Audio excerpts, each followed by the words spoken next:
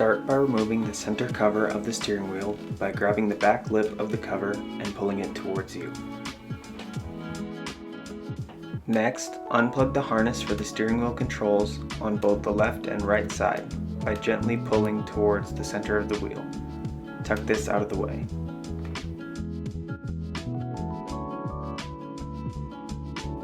Remove the lock nut from the steering shaft using a 15/16 inch socket and set it aside. If the wheel is not marked, consider using a marker or an awl to make a line on both the steering wheel and the steering shaft in order to keep proper alignment. Next, install the steering wheel pulling tool into the holes of the steering wheel. Use your hands to install the bolts first, then use an Allen wrench and the supplied bolts. Be careful not to strip the threads and to snug the tool down evenly.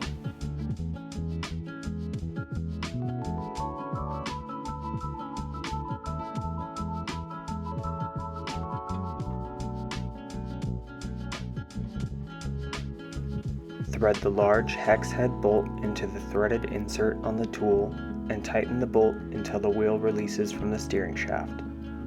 Carefully remove the wheel and set it aside.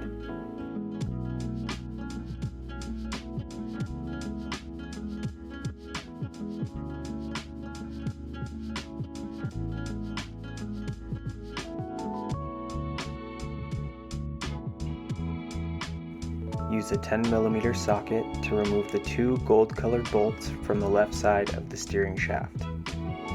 The nuts on the back sides of these bolts are welded and do not turn.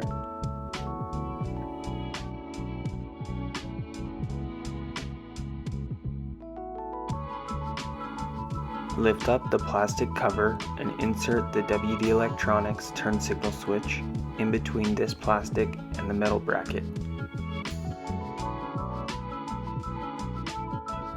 Reinsert the gold-colored bolts through the bracket and the turn signal switch and tighten them back up.